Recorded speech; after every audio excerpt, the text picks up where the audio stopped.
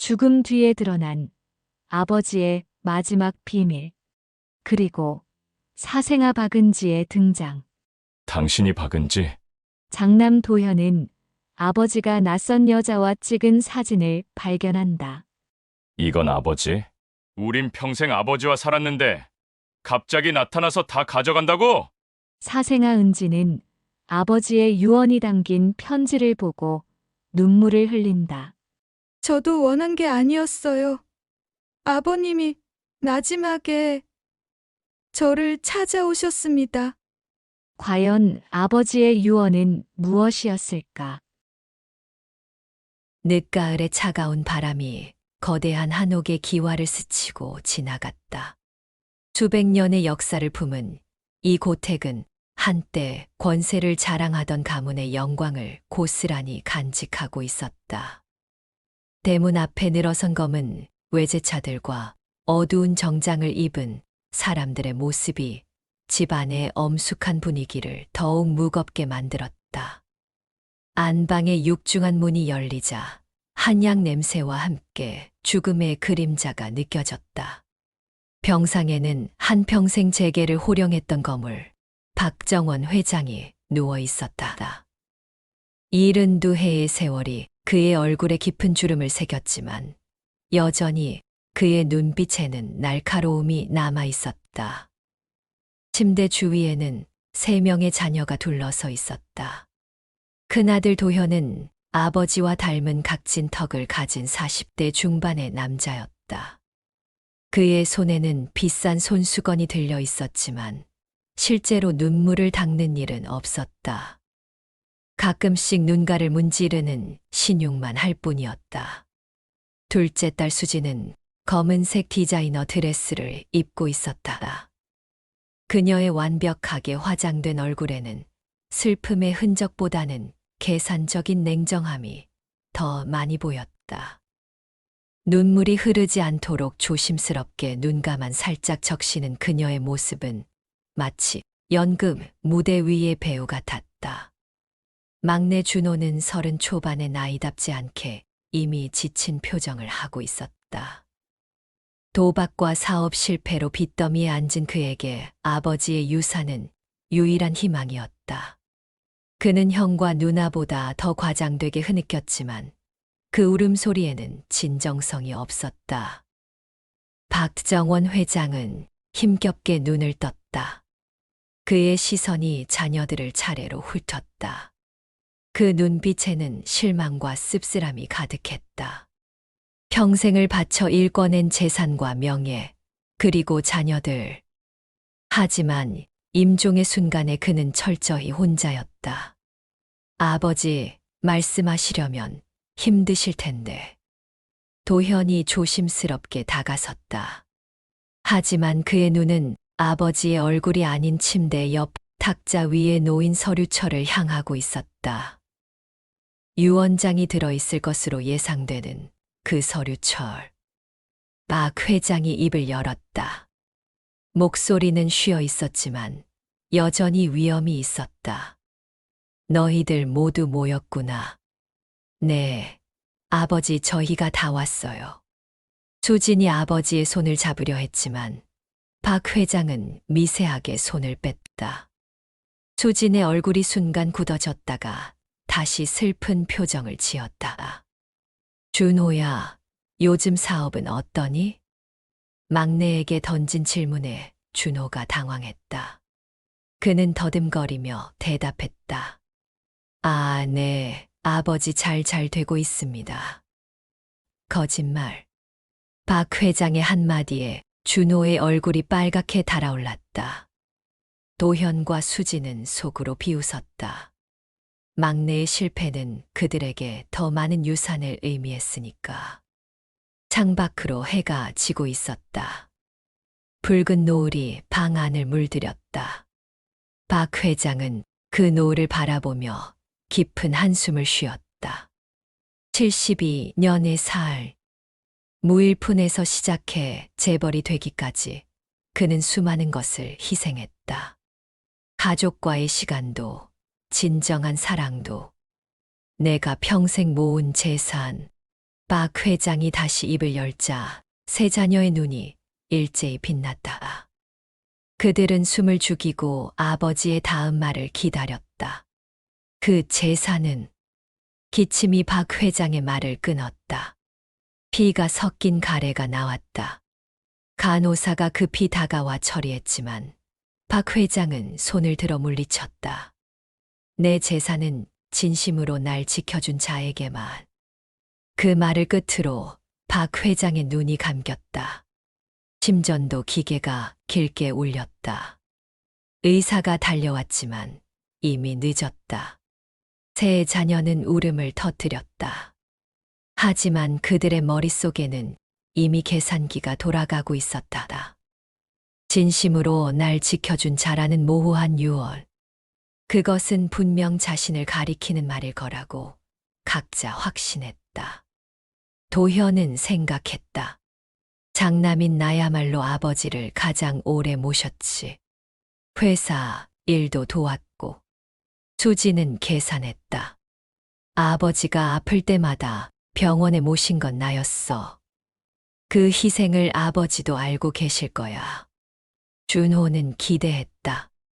막내인 나를 아버지는 늘 불쌍히 여기셨지. 마지막 순간에도 내 사업을 물으셨잖아. 하지만 그들 중 누구도 아버지가 진정으로 외로워했다는 것을, 그리고 그 외로움 속에서 무엇을 갈망했는지는 알지 못했다. 밖에서는 상가를 준비하는 소리가 들려왔다. 거대한 한옥은 곧 조문객들로 가득 찰 것이다. 재계의 거물이 떠났다는 소식은 빠르게 퍼질 것이고 수많은 화환과 조의금이 도착할 것이다. 하지만 그 화려한 장례식 뒤에는 이미 전쟁이 시작되고 있었다.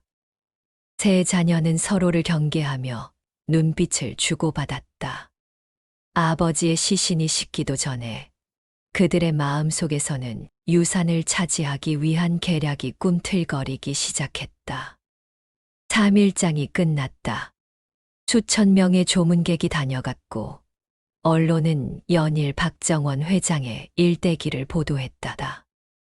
맨손으로 읽은 신화, 한국 경제의 거목, 자수성가의 아이콘. 화려한 수식어들이 그의 죽음을 장식했다.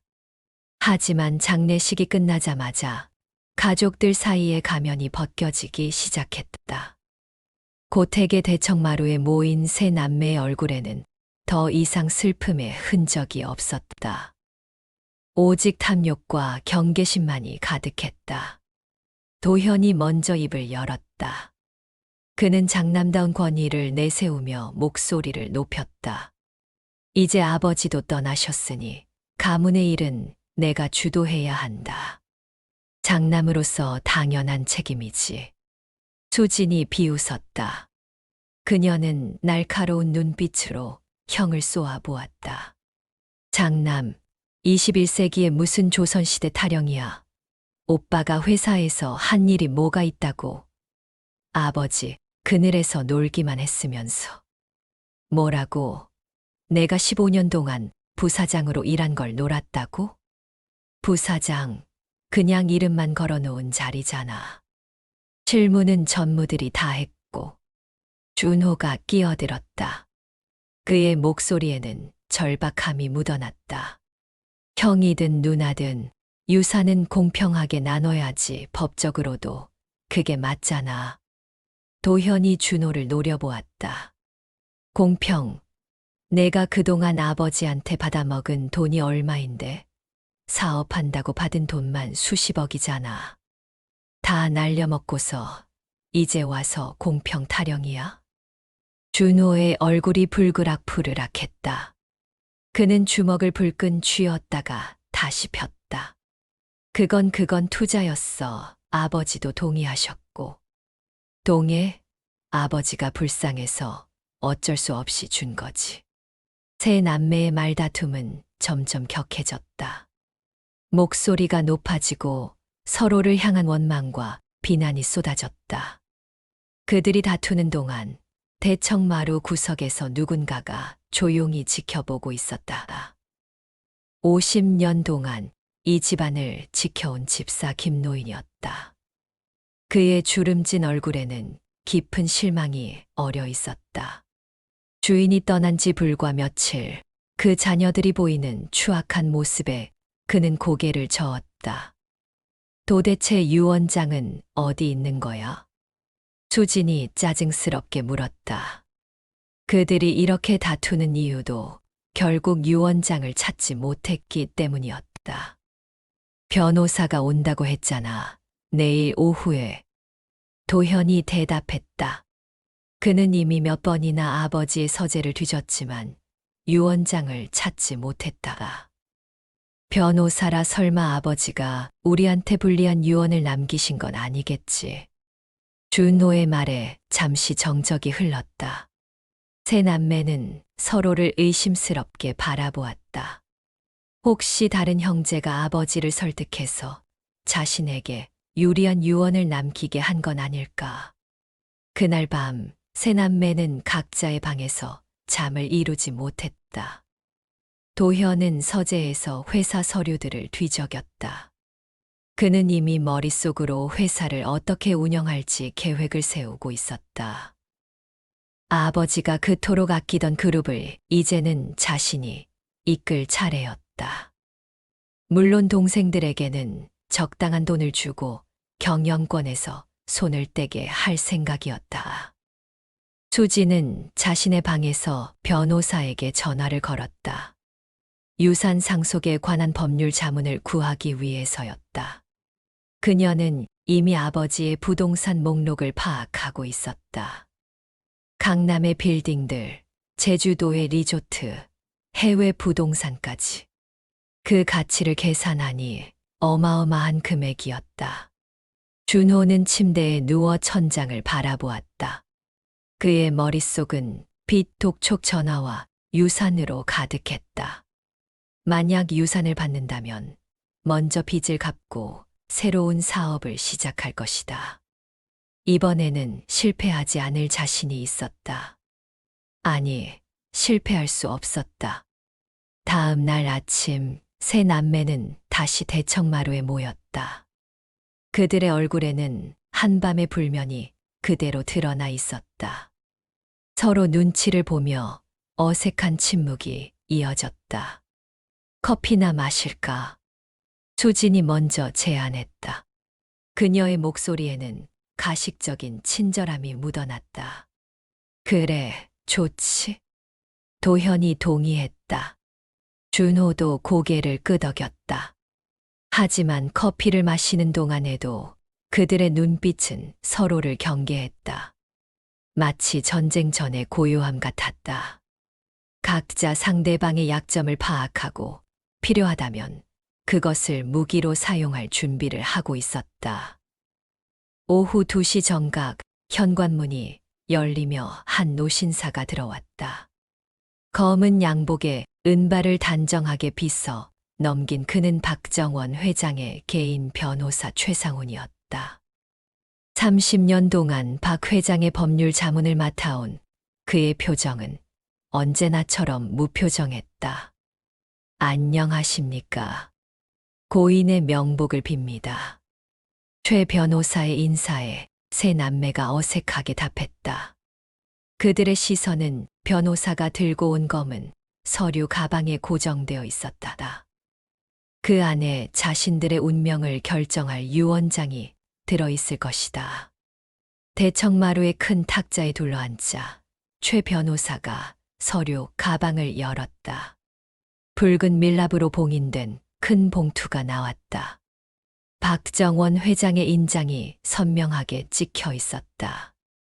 이 유언장은 고인께서 6개월 전에 작성하신 것입니다. 저와 다른 증인 2명이 입회했으며 법적으로 완벽한 효력을 가집니다. 최 변호사가 봉인을 뜯었다. 바스락거리는 종이 소리가 정적을 깨뜨렸다. 세 남매는 숨을 죽이고 기다렸다. 먼저 말씀드릴 것은 고인께서 매우 특별한 방식으로 유언을 남기셨다는 점입니다. 특별한 방식이라니요? 도현이 물었다. 그의 목소리에는 불안이 섞여 있었다. 최 변호사가 서류를 펼쳤다. 그리고 천천히 읽기 시작했다. 본인 박정원은 건전한 정신 상태에서 다음과 같이 유언한다. 나의 전 재산은 세 남매가 몸을 앞으로 기울였다. 숨겨둔 또 한 명의 자식에게 상속한다. 순간 대청마루에 무거운 정적이 내려앉았다. 세 남매의 얼굴이 하얗게 질렸다. 도현이 먼저 벌떡 일어섰다. 뭐라고요? 또 다른 자식. 그게 무슨 말입니까?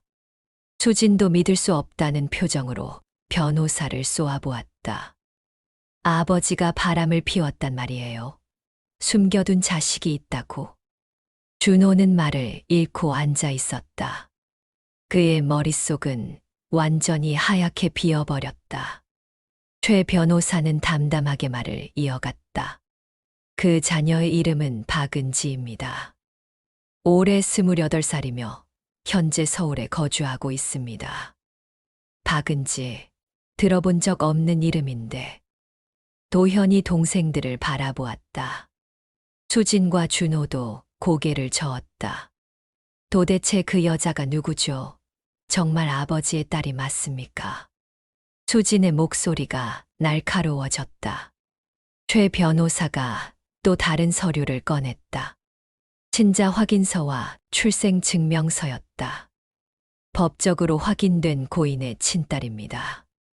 다만 혼외자로 태어났으며 고인께서 비밀리에 양육비를 지원해 오셨습니다. 세 남매는 충격에 빠졌다.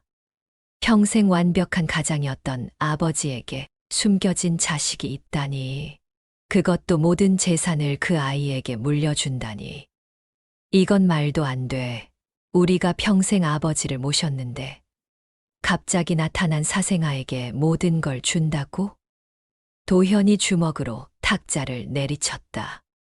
탁자 위에 찻잔이 덜그럭거렸다. 법적으로 이 일을 제기할 수 있습니다. 하지만 고인께서 정신이 온전한 상태에서 작성한 유언이기 때문에 뒤집기는 어려울 것입니다. 최 변호사의 말에 수진이 냉소를 지었다. 그 여자 어디 있죠? 당장 만나봐야겠어요. 내일 이곳으로 오기로 했습니다. 준호가 갑자기 웃기 시작했다. 히스테리컬한 웃음이었다. 하하, 정말 대단하시네, 우리 아버지. 죽어서까지 우릴 이렇게 놀라게 하시다니. 그의 웃음에는 분노와 절망이 섞여 있었다. 빚을 갚을 유일한 희망이 사라진 것이다. 최 변호사가 서류를 정리하며 일어섰다. 내일 오후 2시에 다시 오겠습니다. 박은지 씨와 함께요. 그때 자세한 상속 절차를 진행하겠습니다. 변호사가 떠난 후 세 남매는 한동안 말이 없었다. 각자 다른 생각에 빠져 있었다. 도현은 복수를 꿈꿨다. 그 사생아가 누구든 가만두지 않을 것이다. 법적으로 안 되면 다른 방법을 써서라도. 수지는 계산을 했다. 혹시 그 여자를 회유할 수 있지 않을까? 아니면 약점을 잡아서 협박을? 준호는 절망했다. 하지만 동시에 형과 누나도 같은 처지가 되었다는 것에 묘한 위안을 느꼈다. 그날 밤 세 남매는 각자의 방에서 박은지라는 이름을 검색했다. 하지만 특별한 정보는 찾을 수 없었다. 평범한 이름, 평범한 사람들 뿐이었다. 다음 날 오후 고택에는 긴장감이 감돌았다. 세 남매는 대청마루에 일찍부터 자리를 잡고 기다렸다. 그들의 얼굴에는 적의와 경계심이 가득했다. 오늘 만날 박은지라는 여자가 어떤 인물일지, 그리고 어떻게 대응해야 할지 머릿속으로 시뮬레이션을 돌렸다. 2시가 조금 못 되어 현관문이 열렸다. 최 변호사가 먼저 들어왔고 그 뒤로 한 젊은 여성이 따라 들어왔다. 세 남매는 놀라움을 감추지 못했다. 예상과는 전혀 다른 모습이었기 때문이다. 화려하게 치장하고 오만한 태도로 나타날 줄 알았던 사생아는 검소한 검은색 원피스를 입은 수수한 여성이었다. 긴 머리를 단정하게 묶었고 화장도 거의 하지 않았다. 그녀의 눈은 맑았지만 어딘가 슬픔이 서려 있었다. 안녕하세요. 박은지입니다. 은지가 고개를 숙여 인사했다. 그녀의 목소리는 작았지만 떨리지 않았다. 당신이 박은지. 도현이 위아래로 훑어보며 물었다. 은지는 조용히 고개를 끄덕였다. 앉으세요. 수진이 차갑게 말했다. 은지는 세 남매의 맞은편에 앉았다. 최 변호사가 그녀 옆에 자리를 잡았다. 당신, 정말 우리 아버지의 딸이 맞아요? 준호가 의심스럽게 물었다. 은지는 작은 가방에서 낡은 사진첩을 꺼냈다. 그리고 조심스럽게 펼쳤다. 사진 속에는 젊은 시절의 박정원 회장이 있었다. 그리고 그의 품에는 아기가 안겨 있었다. 이어지는 사진들. 5살, 10살, 20살. 은지가 자라는 모습이 고스란히 담겨 있었다. 그리고 모든 사진에는 박정원 회장이 함께했다. 이건 도현이 말을 잃었다. 사진은 조작하기 어려운 증거였다. 특히 아버지의 젊은 시절 모습은 그들도 처음 보는 것이었다. 은지가 또 다른 것을 꺼냈다. 편지 묶음이었다. 박정원 회장의 친필이 분명한 글씨체. 사랑하는 은지야, 오늘도 잘 지내고 있니? 아빠는 너를 만나지 못해서 늘 미안하단다. 수진이 편지를 낚아채듯 가져가 읽었다. 그녀의 얼굴이 점점 굳어졌다. 분명 아버지의 글씨였고 아버지만이 쓸 수 있는 표현들이 가득했다. 당신의 어머니는 누구죠? 도현이 날카롭게 물었다. 돌아가셨습니다. 5년 전에요. 은지의 목소리가 떨렸다. 그녀는 잠시 눈을 감았다가 다시 떴다. 어머니는 이 집의 하녀였습니다. 30년 전 아버님이 젊으셨을 때. 하녀라고? 수진이 비웃었다. 그래서 하녀 주제의 주인을 유혹했단 말이야? 아닙니다. 은지의 목소리가 단호해졌다. 어머니는 그런 분이 아니었어요. 두 분은 서로 사랑했습니다. 하지만 집안의 반대로. 사랑, 웃기지 마. 도현이 소리쳤다. 그냥 젊은 혈기에 실수한 거겠지. 그리고 당신 어머니가 그걸 이용했어. 그만하세요. 은지가 처음으로 목소리를 높였다. 그녀의 눈에 눈물이 맺혔다. 어머니는 평생을 숨어 살았어요. 아버님이 주시는 양육비도 거의 받지 않으셨고요. 그저 제가 잘 크기만을 바라셨어요. 최 변호사가 개입했다. 사실관계는 이미 확인되었습니다. 박은지 씨는 법적으로 인정된 상속인입니다. 준호가 주먹을 불끈 쥐었다. 그래도 이건 불공평해. 우리는 평생 아버지와 살았는데 갑자기 나타나서 모든 걸 가져간다고? 은지가 고개를 저었다. 은지가 고개를 저었다. 저도 원한 건 아니었습니다. 전 그저 아버님의 장례식에 조문이라도 하고 싶었을 뿐이에요. 그런데 변호사님이 찾아오셔서 그녀의 말에는 진심이 묻어났다. 하지만 세 남매는 믿으려 하지 않았다. 연기 그만해. 아버지 재산이 탐나서 나타난 거 아니야? 수진이 나를 세웠다. 은지는 슬픈 미소를 지었다. 전 지금까지 제 힘으로 살아왔어요. 대학도 장학금으로 다녔고, 지금은 작은 출판사에서 편집자로 일하고 있습니다. 돈이 목적이었다면 진작 아버님을 찾아갔겠죠. 그럼 왜 이제 와서? 아버님이 돌아가시기 한 달 전 저를 찾아오셨어요. 은지의 고백에 모두가 놀랐다. 박정원 회장이 죽기 전에 은지를 만났다는 것이다. 그때 아버님은 많이 야위셨더라고요. 그리고 처음으로 미안하다고 하셨어요. 평생 숨어 살게 해서 미안하다고. 은지의 눈에서 눈물이 흘러내렸다. 그녀는 손수건으로 눈가를 닦았다. 그리고 말씀하셨어요. 내가 진짜 내 자랑이다. 아무것도 바라지 않고 스스로 강하게 살아준 내가. 라고요. 도현이 비웃었다. 그래서 그 말 한마디에 감동해서 유산을 다 물려주기로 했다고 말이 되는 소리를 해. 은지가 서류 하나를 꺼냈다. 그것은 박정원 회장이 은지에게 쓴 마지막 편지였다. 은지야, 내가 너에게 재산을 물려주기로 한 것은 내가 내 딸이어서가 아니다. 너만이 진정으로 나를 아버지로, 한 인간으로 봐주었기 때문이다. 도현, 수진, 준호는 내 자식들이지만 그들에게 나는 그저 돈줄일 뿐이었다. 하지만 너는 달랐다. 너는 내게 아무것도 바라지 않았다.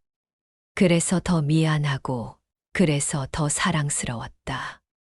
편지를 읽는 새 남매의 얼굴이 점점 어두워졌다. 아버지의 마음을 이제야 알게 된 것이다. 최 변호사가 말을 이었다. 그리고 한 가지 더 알려드릴 것이 있습니다. 그가 새로운 서류를 꺼냈다. 고인께서는 단순히 재산만 물려주신 것이 아닙니다. 조건이 있습니다. 조건. 박은지 씨는 상속받은 재산의 70%를 사회에 환원해야 합니다. 그것이 고인의 뜻입니다. 이번엔 은지도 놀랐다. 그녀는 이 사실을 몰랐던 것이다. 70%를 사회에? 네. 장학재단, 고아원, 요양원 등에 기부하는 조건입니다. 그리고 나머지 30%만이 개인 재산이 됩니다. 세 남매는 잠시 침묵했다. 계산을 해보니 30%도 상당한 금액이었지만 기대했던 것보다는 훨씬 적었다. 준호가 갑자기 웃기 시작했다. 역시 우리 아버지야. 죽어서도 우릴 이렇게 가지고 노시다니. 은지가 떠난 후 세 남매는 긴급 회의를 열었다. 대청마루에 둘러앉은 그들의 표정은 음험했다. 저 여자를 그냥 둘 순 없어. 도현이 먼저 입을 열었다. 그의 눈빛에는 위험한 빛이 서려 있었다. 맞아. 사생아, 주제에 감히 우리 것을 가져가려고 하다니. 수진도 동의했다. 준호는 고민스러운 표정을 지었다. 하지만 법적으로 완벽하다며 우리가 뭘 할 수 있겠어. 법만 있는 게 아니야. 도현이 의미심장하게 말했다. 그 여자의 과거를 파헤쳐보자. 분명 뭔가 있을 거야. 약점을 잡으면 스스로 포기하게 만들 수 있어. 수진이 고개를 끄덕였다. 내가 아는 사람 중에 사설 탐정이 있어. 그 여자의 모든 걸 조사해보자. 세 남매는 처음으로 한마음이 되었다. 공동의 적이 생긴 것이다. 그들은 각자의 인맥을 동원해 은지의 과거를 파헤치기 시작했다. 일주일 후 수진의 집에 다시 모였다. 사설 탐정이 조사한 자료가 도착한 것이다. 뭐 특별한 건 없네. 준호가 실망스럽게 말했다. 은지의 과거는 너무나 평범했다. 열심히 공부하고 성실하게 일하는 평범한 여성이었다. 잠깐, 이것 좀 봐. 도현이 한 장의 사진을 들었다. 은지가 한 남자와 함께 찍은 사진이었다. 남자친구인가? 더 조사해봤는데 그냥 대학 동기래. 하지만 도현이 미소를 지었다. 이걸 이용하면 되겠어. 불륜 관계로 조작하는 거야. 언론에 흘리면 여론이 들끓겠지.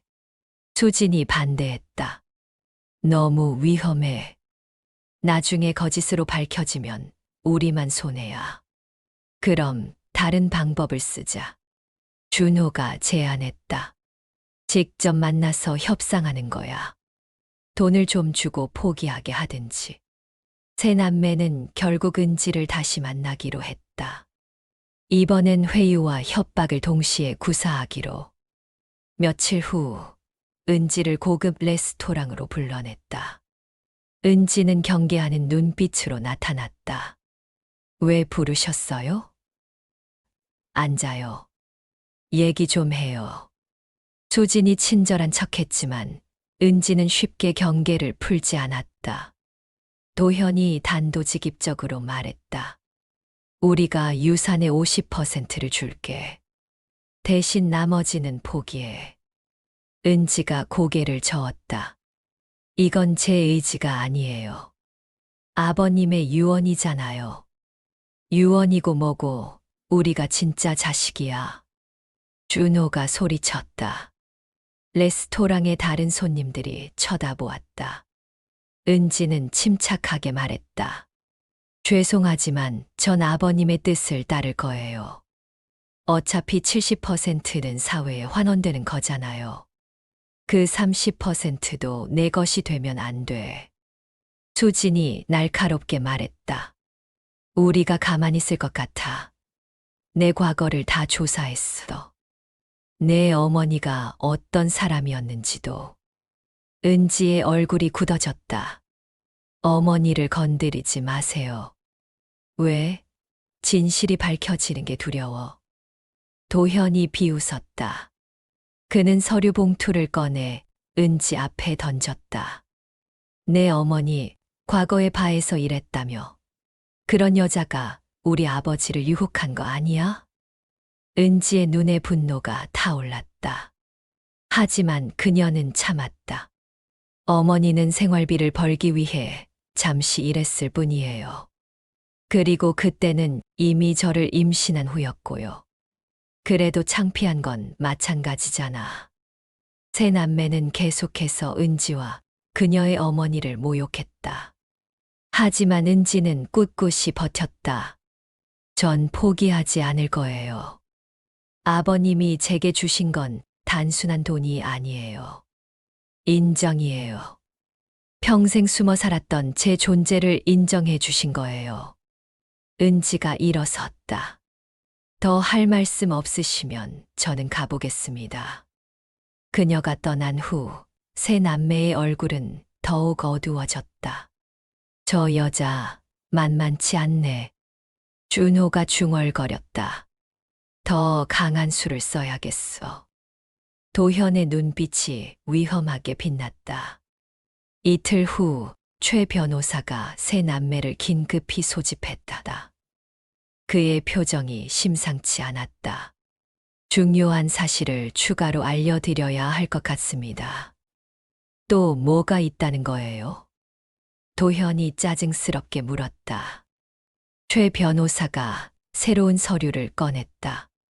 그것은 박정원 회장의 재산 목록이었다. 하지만 뭔가 이상했다. 이게 전부예요?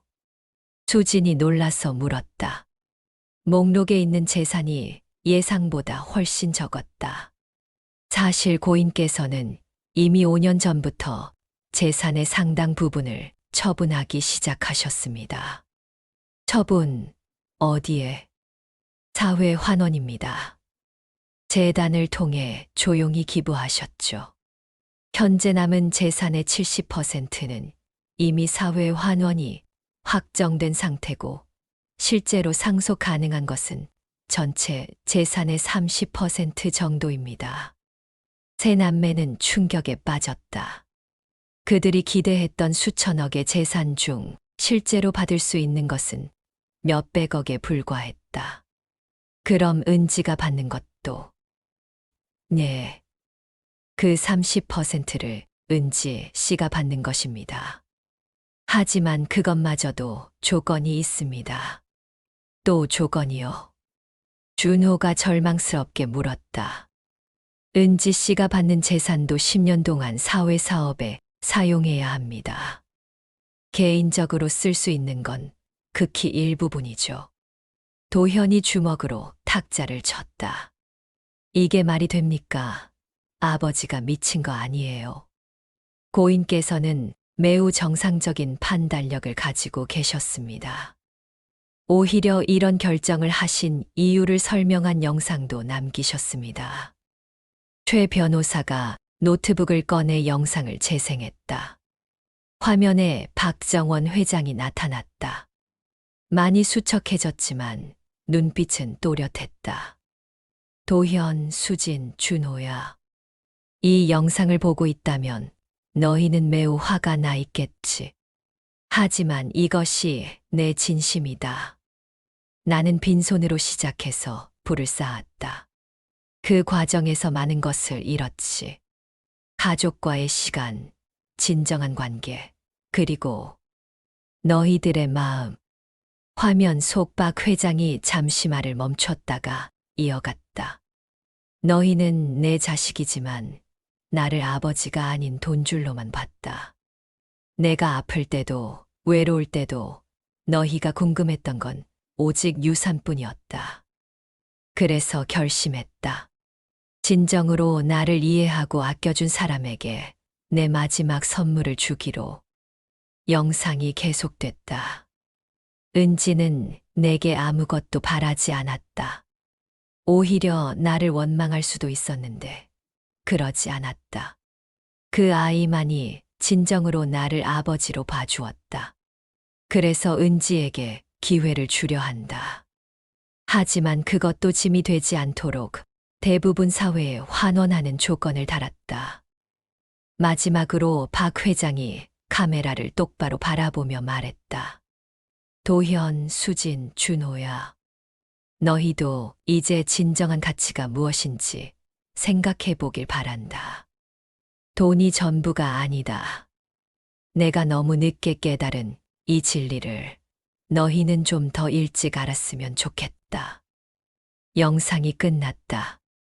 대청마루에는 무거운 침묵이 흘렀다. 영상을 본 세 남매는 각자 복잡한 감정에 빠졌다. 분노, 배신감, 그리고 약간의 죄책감이 뒤섞였다. 그래도 이건 너무해. 수진이 눈물을 흘렸다. 진짜인지 연기인지 알 수 없었다. 그때 최 변호사가 또 다른 봉투를 꺼냈다. 사실 하나 더 있습니다. 이제 또 뭐예요? 준호가 지친 목소리로 물었다. 이것은 최종 유언장입니다. 앞의 것은 테스트였습니다. 뭐라고요? 세 남매가 동시에 소리쳤다. 최 변호사가 설명했다. 고인께서는 2개의 유언장을 준비하셨습니다. 첫 번째는 여러분의 반응을 보기 위한 것이었고, 이것이 진짜 최종 유언장입니다. 떨리는 손으로 도현이 봉투를 받아 열었다. 그리고 읽기 시작했다. 본인 박정원은 다음과 같이 최종 유언한다. 재산의 70%는 계획대로 사회에 환원한다. 나머지 30% 중. 도현이 말을 멈췄다. 믿을 수 없다는 표정으로 다시 읽었다. 나머지 30% 중 대부분은 집사 김만복에게 상속한다. 세 남매가 동시에 일어섰다. 집사 김 씨에게. 왜? 최 변호사가 설명했다. 김만복 씨는 50년 동안 고인을 모셨습니다. 고인께서는 그를 진정한 가족으로 여기셨죠. 그럼 은지는? 은지 씨에게는 강남의 작은 아파트 한 채와 약간의 현금이 남겨졌습니다. 그리고 최 변호사가 잠시 말을 멈췄다. 도현, 수진, 준호 씨에게도 각각 10억씩 남겨졌습니다. 겨우 10억. 도현이 어이없다는 듯 웃었다. 그것도 조건이 있습니다. 1년 동안 각자 자립해서 살아야 합니다. 직업을 가지고 스스로 번 돈으로만 생활해야 합니다. 그 후에 10억을 받을 수 있습니다. 준호가 주저앉았다. 이게 진짜예요? 네. 그리고 김만복 씨가 여러분을 지켜볼 것입니다. 1년 동안 성실히 살았는지를. 바로 그때 문이 열리며 집사 김만복이 들어왔다. 70이 넘은 노인이었지만 허리는 꼿꼿했다. 도련님, 아가씨들. 김 집사가 정중히 인사했다. 세 남매는 그를 멍하니 바라보았다. 평생 하인으로만 여겼던 사람이 이제 그들보다 부자가 된 것이다. 김 집사가 봉투 하나를 꺼냈다. 회장님께서 돌아가시기 전에 이것을 전해달라고 하셨습니다. 편지였다. 세 남매 각각에게 쓴 개인 편지였다. 도현이 자신의 편지를 열어 읽었다. 도현아, 넌 능력이 있다. 하지만 그 능력을 오만함으로 낭비했다. 이제 밑바닥에서 시작해봐라. 진정한 리더가 무엇인지 배우게 될 것이다. 수진의 편지에는 이렇게 적혀 있었다. 수진아, 넌 똑똑하다. 하지만 그 똑똑함을 남을 깎아내리는 데 사용했다. 이제 그 지혜를 다른 사람을 돕는 데 써봐라. 준호의 편지였다. 준호야, 넌 늘 형과 누나의 그늘에 있었다. 하지만 내게도 재능이 있다. 이제 내 자신을 믿고 일어서거라. 실패를 두려워하지 말고. 세 남매는 편지를 읽으며 복잡한 감정에 빠졌다. 아버지가 자신들을 이렇게 깊이 알고 있었다는 사실에 놀랐다. 1년이 지났다. 박정원 회장의 일주기를 맞아 가족들이 다시 고택에 모였다. 하지만 1년 전과는 모든 것이 달라져 있었다. 도현은 작은 스타트업에서 평사원으로 일하고 있었다. 처음엔 자존심이 상했지만 점차 일의 즐거움을 알게 되었다. 젊은 동료들과 밤새 프로젝트를 하며 진정한 협력이 무엇인지 배웠다. 수지는 무료 법률 상담소에서 자원봉사를 하고 있었다. 어려운 사람들을 도우며 처음으로 진정한 보람을 느꼈다. 그녀의 날카로움은 이제 약자를 보호하는 무기가 되었다. 준호는 작은 카페를 열었다. 여러 번 실패했던 그였지만 이번엔 달랐다.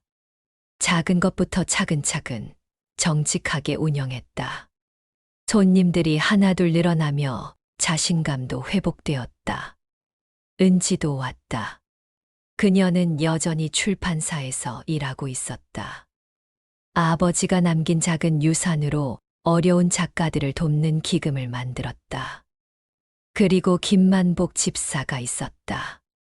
그는 상속받은 재산의 대부분을 장학재단에 기부했다.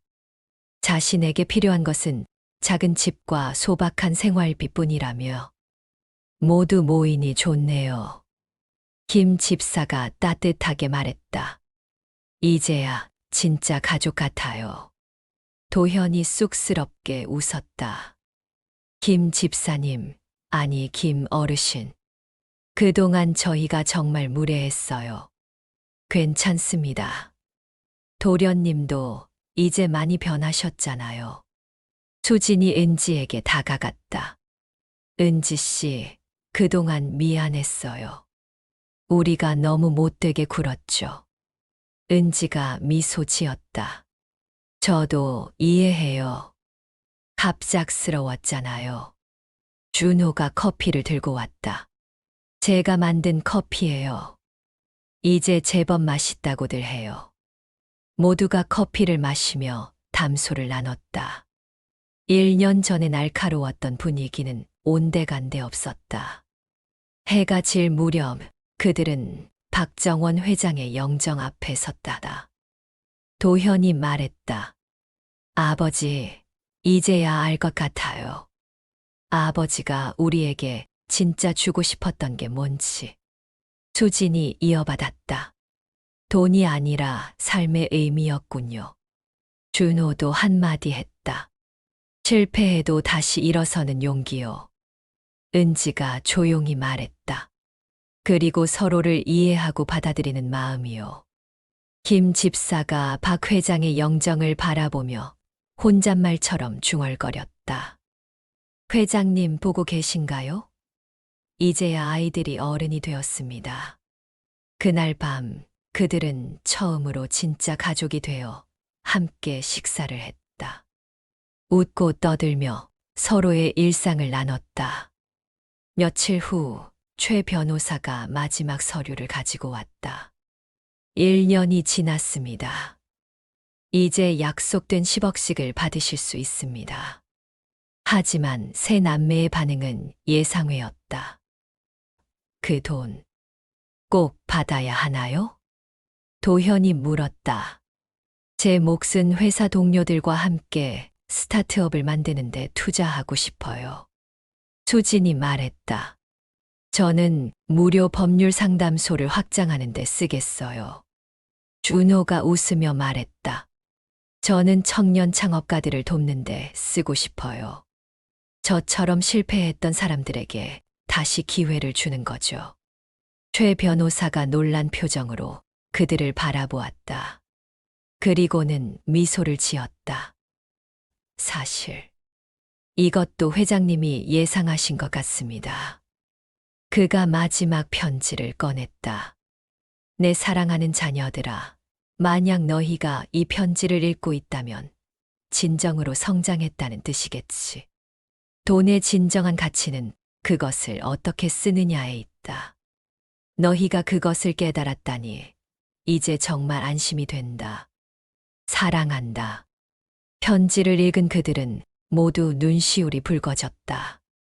이제야 아버지의 진정한 사랑을 이해하게 된 것이다. 은지가 말했다. 아버님은 우리 모두를 사랑하셨어요. 다만 그 방법이 달랐을 뿐이에요. 김 집사가 고개를 끄덕였다. 회장님은 늘 말씀하셨죠. 진정한 유산은 돈이 아니라 가르침이다라고. 해가 지고 달이 떴다. 고택에는 따뜻한 불빛이 켜졌다. 그리고 그 불빛 아래 진정한 가족이 된 사람들이 있었다. 그리고 은지는 평생 그늘에 있었지만 이제 그들 모두를 하나로 이어주는 다리가 되었다. 몇 달 후 박정원 회장의 이름을 딴 재단이 설립되었다. 세 남매와 은지 그리고 김 집사가 함께 운영하는 재단이었다. 그들은 각자의 경험과 재능을 살려 다양한 사회공헌 활동을 펼쳤다. 도현은 청년 창업가들을 멘토링했다. 자신이 가졌던 오만함을 버리고 진정으로 후배들을 돕는 선배가 되었다. 그가 도운 스타트업 중 몇 개는 큰 성공을 거두었고 그들은 다시 재단에 기부하며 선순환을 만들었다. 수지는 법률 소외계층을 위한 무료 변호 시스템을 구축했다. 그녀의 날카로운 지성은 이제 정의를 위한 검이 되었다. 수많은 억울한 사람들이 그녀의 도움으로 권리를 찾았다. 준호는 실패한 창업가들을 위한 재기 프로그램을 만들었다. 자신이 겪었던 실패의 경험이 이제는 다른 이들에게 희망이 되었다. 실패는 끝이 아니라 새로운 시작이라는 그의 모토는 많은 이들에게 용기를 주었다. 은지는 문화 소외계층 아이들을 위한 도서, 기증 사업을 시작했다. 책을 통해 꿈을 키울 수 있도록 돕는 것이 그녀의 사명이 되었다. 어려운 환경의 아이들이 책을 읽고 희망을 찾는 모습을 볼 때마다 그녀는 아버지가 자신에게 준 기회의 의미를 되새겼다. 김 집사는 이 모든 일의 조정자 역할을 했다. 50년간 박정원 회장을 모시며 배운 지혜로 재단을 이끌었다. 그는 진정한 큰어른이 되어 모두를 품었다. 어느 봄날 재단 창립 1주년 기념식이 열렸다. 수많은 수혜자들이 모여 감사의 인사를 전했다. 한 청년 창업가가 마이크를 잡았다. 저는 사업에 실패하고 모든 것을 잃었을 때 죽고 싶었습니다. 하지만 박정원 재단의 도움으로 다시 일어설 수 있었습니다. 이제 저도 누군가를 도울 수 있는 사람이 되고 싶습니다. 그의 이야기를 들으며 세 남매는 아버지를 떠올렸다. 박정원 회장도 맨손으로 시작해 성공한 사람이었다. 그리고 이제 그의 유산이 수많은 박정원을 만들어내고 있었다. 기념식이 끝난 후 가족들은 박정원 회장의 묘소를 찾았다. 소박한 묘비 앞에 선 그들은 각자의 방식으로 인사를 전했다. 아버지, 이제 알겠어요. 진정한 부자는 가진 것이 많은 사람이 아니라 나눌 줄 아는 사람이라는 거요. 도현의 말에 수진이 덧붙였다. 그리고 진정한 가족은 피로만 이어진 게 아니라 마음으로 이어진 거라는 것도요. 준호가 묘비의 손을 대며 말했다. 아버지가 주신 시련, 이제는 감사해요. 그 덕분에 진짜 제 자신을 찾았으니까요. 은지는 조용히 꽃을 놓으며 속삭였다. 아버님, 이제 저희는 모두 한 가족이 되었어요. 아버님이 바라셨던 그런 가족이요. 김 집사는 묘비를 깨끗이 닦으며 혼잣말처럼 중얼거렸다. 회장님 잘 보고 계시죠? 아이들이 이렇게 훌륭하게 자랐습니다. 이제 편히 쉬세요. 바람이 불어 벚꽃 잎이 흩날렸다. 마치 박정원 회장이 대답하는 것처럼. 그로부터 몇 년 후 박정원 재단은 국내 최고의 사회공헌 재단으로 성장했다. 하지만 더 중요한 것은 한때 재산 때문에 서로를 미워했던 가족이 이제는 진정으로 서로를 사랑하는 가족이 되었다는 것이다. 어느 날, 한 기자가 도현에게 물었다. 아버님의 유산 분배 방식이 원망스럽지 않으셨나요? 도현은 미소를 지으며 대답했다. 처음엔 그랬죠. 하지만 이제는 감사해요. 아버지는 우리에게 돈보다 훨씬 값진 것을 주셨어요. 그게 뭔가요? 서로를 이해하고 사랑할 수 있는 기회요. 그리고 진정한 삶의 가치를 깨달을 수 있는 시간이요. 기자가 떠난 후 도현은 창밖을 바라보았다. 저 멀리 도시의 불빛들이 반짝이고 있었다. 그 불빛 하나하나가 누군가의 삶이고 꿈이고 희망이었다. 박정원 회장은 죽어서도 살아 있었다. 그의 진정한 유산은 재산이 아니라 가르침이었고 그 가르침은 자녀들을 통해 세상으로 퍼져나가고 있었다. 마지막 반전은 이것이었다. 아무것도 잃지 않은 사람들이 모든 것을 잃었고 모든 것을 잃은 사람들이 진정한 모든 것을 얻었다. 탐욕이 그들을 가난하게 만들었고 나눔이 그들을 부유하게 만들었다. 박정원 회장의 진짜 계획은 자녀들을 벌주는 것이 아니라 그들을 진정한 인간으로 만드는 것이었다. 그리고 그 계획은 완벽하게 성공했다. 저녁 무렵 가족들이 다시 고택에 모였다. 이제 이곳은 박정원 재단의 본부가 되어 있었다. 옛날의 차가운 대저택이 아니라 따뜻한 희망의 공간으로 변모한 것이다. 오늘 저녁은 제가 만들게요. 준호가 앞치마를 두르며 말했다. 카페를 운영하며 요리 실력이 늘었다. 도와줄게. 은지가 나섰다. 수진도 소매를 걷어붙였다. 나도 뭐라도 해야지. 도현과 김 집사는 식탁을 차렸다. 5사람이 함께 만든 소박한 저녁상. 하지만 그 어떤 진수성찬보다 풍성했다. 식사를 하며 그들은 웃고 떠들었다. 오늘 있었던 일, 내일의 계획, 소소한 일상들. 평범한 가족의 평범한 저녁 식사였다. 참, 내일 새로운 장학생 선발이 있대요. 은지가 말했다. 이번엔 특별히 한부모 가정 자녀들을 중점적으로 선발한다고 해요. 좋은 생각이네. 나도 심사에 참여할게. 수진이 동의했다. 우리도 그런 아이들을 특별히 돌봐야지. 우리가 받은 것처럼. 도현의 말에 모두가 고개를 끄덕였다. 밤이 깊어가고 하나둘 자리에서 일어났다. 내일도 바쁜 하루가 기다리고 있었다.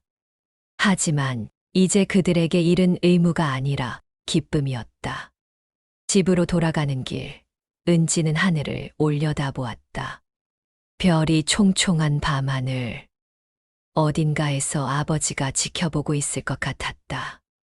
아버님, 감사해요. 이 모든 것을 계획해 주셨어. 덕분에 우리는 진정한 가족이 되었어요. 바람이 불어 그녀의 머리카락을 흔들었다. 따뜻한 봄바람이었다. 그렇게 박정원 회장의 유산은 계속되었다. 돈이 아닌 사랑으로, 재산이 아닌 가르침으로, 소유가 아닌 나눔으로. 그것이 진정한 유산의 의미였고, 영원히 사라지지 않을 진짜 부였다. 10년 후, 박정원 재단은 아시아 최대 사회공헌 재단이 되었다. 도현은 사회적 기업의 선구자가 되었고, 수지는 공익 변호사의 롤모델이 되었다. 준호는 성공한 사업가가 되어 수익의 대부분을 기부했다. 은지는 베스트셀러 작가가 되었다. 그녀가 쓴 아버지의 마지막 선물이라는 책은 수많은 사람들에게 감동을 주었다. 김 집사는 90세의 나이에도 건강하게 재단 이사장으로 활동했다. 그들은 증명했다.